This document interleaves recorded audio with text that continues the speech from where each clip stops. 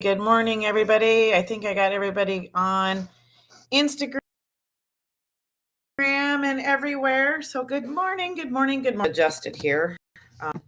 Sometimes I don't always notice how off kilter I am until I actually see myself on video here. So anyway, I hope everybody's a little chilly out here, but I'm always cold, so I always have to have something on. So some sleeves and stuff, but it's a good beautiful and everything.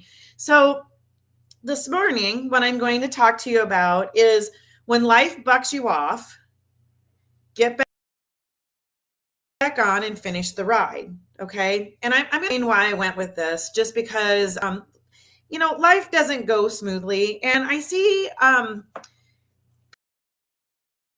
people put things on Facebook, FML, and they'll have a complaint or whatever on Facebook. And I get it. Like, people need a sounding board. I get it. So that's a thing, right? But here's the thing is, I think it's a good learning point too for everybody. Even my life doesn't go smoothly. Like, we were packed up ready to leave, like literally on the issues with our truck. So we had to come back. We had to horses back, unhook the trailer, take the truck down. Found out it needed to get fixed, had to have regrouped, and went the next day. Luckily, and it was just my whole day didn't go smoothly, and I was in kind of a grouchy mood, and that just kind of topped everything off. But something that I have learned, and I've had a lot of people, like my life coach and everything, like I always say that this comes from riding horses, and I think it's me riding horses has been a big life lesson for me. She said, Rhonda, she said, when something hits you, like when you're having not success that you think that you should have or whatever, she said, she's like a little bull, which I am an Aries Ram. So, that might explain a few things. But she said, you're like a little bull. She said, you just get up and you run right back at it. Instead of stopping and I just get up and I do it again. And, that has been kind of, and I've been that way my whole life. Like, I never act like a victim. I very seldom do the whole feel sorry for me.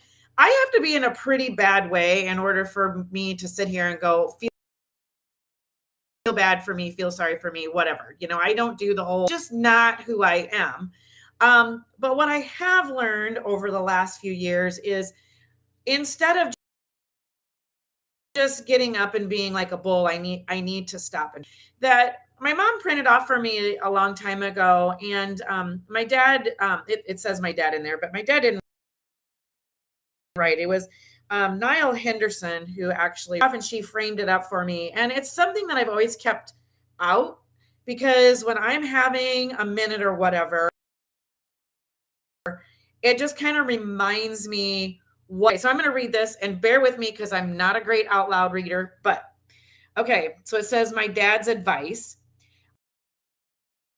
I think back a few years to when I was a little girl instead of a doll. Well, which I begged, but I begged for the horse for a long time, but that's another day, another story. Anyway, and he taught me something when I got bucked down,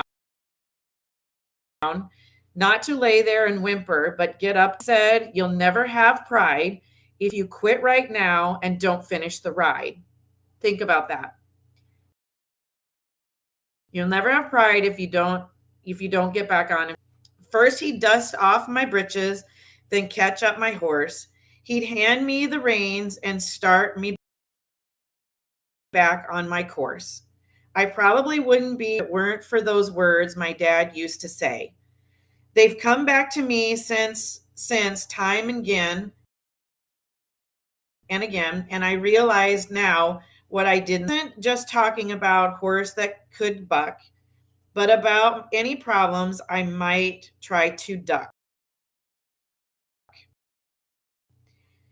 So when trouble springs, and I quietly smile. I don't turn my back or run often to hide, I get off the ground. So the reason I keep that around is because and I'm learning, and this is kind of what my topic is for today. It's like hiccups in life, or when you get bucked off life, instead of taking those and laying on the ground and kicking and screaming or whatever you do thing, okay? Instead of doing that, I have learned how to pick myself up, regroup, figure out what I've done wrong. Okay. What went wrong? What was not right? What went wrong? How do I need to pivot? And, are very good in these words, Martha Krejci, if you ever want to listen to her. But anyway, she said that instead of taking these bumps and getting down, just get up and pivot. Okay. I don't care if you are literally riding a horse or whatever. We've all been there. If you've ridden horses, sometimes when you get bucked off, you get back on. And yes, you also have to realize that, okay, well, we're not going to do that. We're going to pivot. We're going to do something else. Or if it's with a toddler, they call it with toddlers redirecting. Okay. Meltdown about something. You have to redirect them to get them going onto a different path or a better path. Okay. So why do we lose? I think I don't think we think of it as redirecting. I think we think of it as other things. But think about it. If something goes wrong because we didn't succeed in doing what we were doing, why would we not just look at this as a time to redirect? Like, okay, so now we need to redirect, finish the ride, but finish it, redirect don't get right back on complete 100% course, but get on, redirect what you're needing to do. Lose 20 pounds. Okay. And it just seems like it is, not you lose 3 and you gain 5, but you lose that weight and you're just like, I can't lose weight. It's just like we throw our hands up and be like, I can't do it. I can't do it. It's too hard. I can't do it. Well, maybe we need to give up. What do we need to do that is different? So that is a pivoting point. We could sit there and be like, well, fine, I'm just not gonna, it goes back to my I can't. Instead of sitting here saying I can't, pivot, figure out how you can lose weight. Don't lay there linking our wounds, feeling sorry for us, because that doesn't sorry for ourselves, and don't necessarily expect others. I'm going to call you out. You're going to tell your sob story and you say, I'm sorry. If you say, I'm sorry, not that I'm sorry, but if you say, oh, woe is me, woe is me. You get people that say, I'm sorry, just because they don't know what else to say, however, get back up. You tripped, you fell, goes back.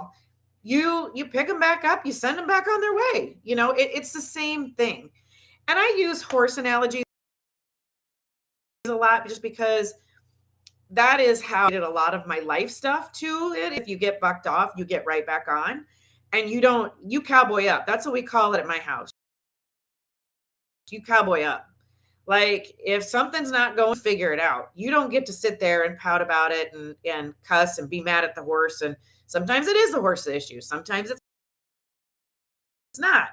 But if it's something that you're doing, or if you're just there and be, oh, woe is me about it. Okay. That doesn't happen at my house. Okay. So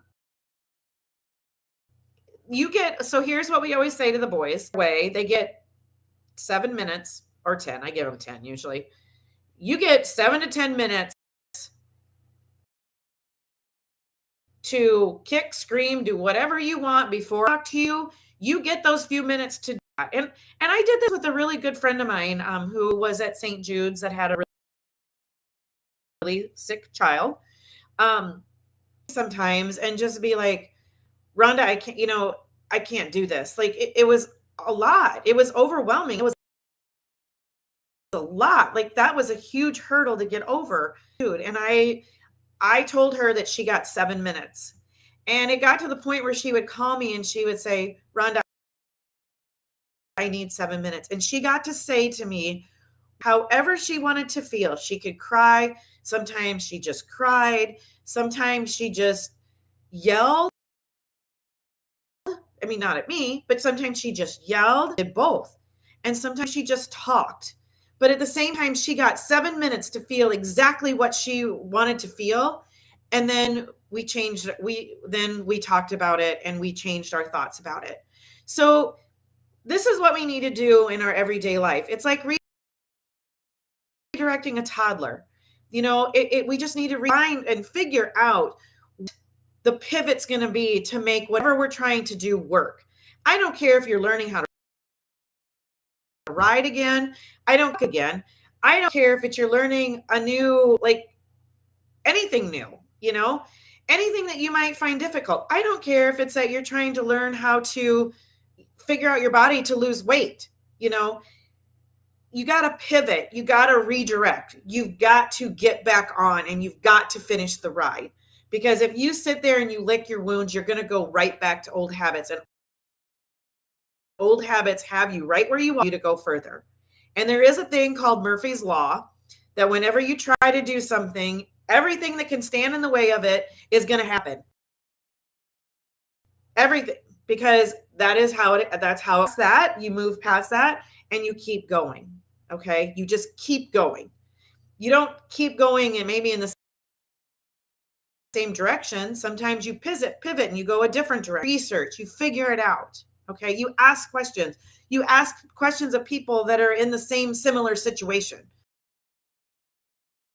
But you make the choice to pivot, licking your wounds and saying, I can't, or, oh, woe is me, or whatever. Okay? You make that change.